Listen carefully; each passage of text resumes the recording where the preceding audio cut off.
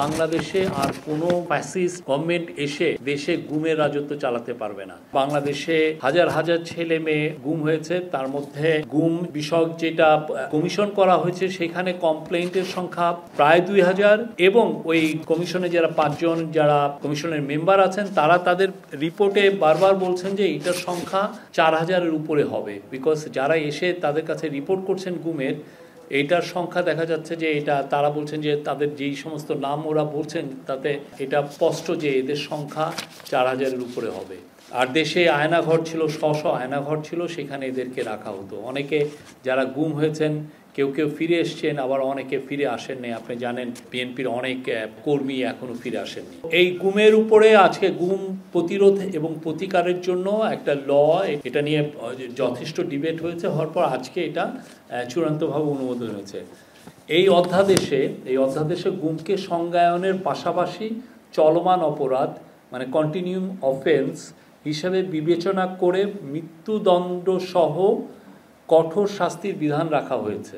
1, 2 গোপন আটক কেন্দ্র স্থাপন, আয়নাঘর যেগুলো আয়নাঘর নামে পরিচিত, স্থাপন বা ব্যবহারকে শাস্তিযোগ্য অপরাধ হিসেবে ঘোষণা করা হয়েছে। মানে আপনি স্থাপন এবং এটা ব্যবহারকে শাস্তিযোগ্য অপরাধ হিসাবে ঘোষণা করা হয়েছে। 3, জাতীয় মানবাধিকার কমিশন গুম সংক্রান্ত অভিযোগ গ্রহণ ও তদন্তের কমিশনকে গুম সংক্রান্ত অভিযোগ গ্রহণ ও তদন্তের ক্ষমতা প্রদান করা হয়েছে। 4 হচ্ছে খসড়া এই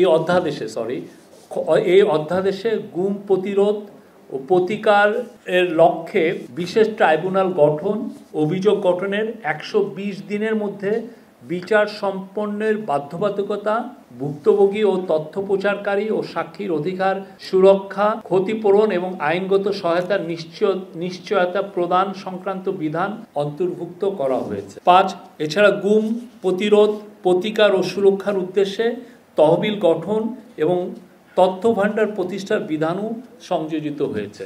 আর আপনি জানেন যে এই গুম সংক্রান্ত একটা ইন্টারন্যাশনাল কনভেনশন আছে, যেটার নাম হচ্ছে international convention for the protection of all persons from enforced disappearance.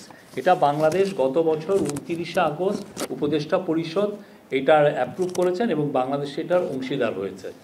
এই অংশীদারের এই পুরো লটা এই কনভেনশনকে ফলো করে আমরা ওইটাকে স্ট্যান্ডার্ড মেনে আমরা এই লটা, এই অধ্যাদেশটা তৈরি করা হয়েছে।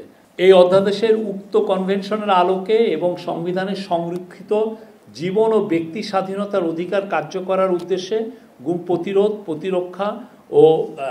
প্রতিরক্ষার জন্যই এই আইনটাকে প্রণয়ন করা হয়েছে। এই ছিল এটা নিয়ে আপনি গত 30 অক্টোবর এটা নিয়ে যথেষ্ট ডিবেট হয়। তারপরে অনেকগুলো বিষয় আসে, সেগুলো এই গত এক সপ্তাহে এটাকে ইনকর্পোরেট করে আজকে এটাকে ফাইনাল ক্যাবিনেটে আসে এবং এই ক্যাবিনেট প্রফেসর মোহাম্মদ ইউনূসের নেতৃত্বে এটাকে আজকে এটা অ্যাপ্রুভ করেছেন। এটা বাংলাদেশের একটা ঐতিহাসিক ল। এর ফলে বাংলাদেশে আর কোনো ফ্যাসিস্ট গভর্নমেন্ট এসে দেশে গুমের রাজত্ব চালাতে পারবে না এবং দেশের কোনো আয়নাঘর তৈরি হবে না।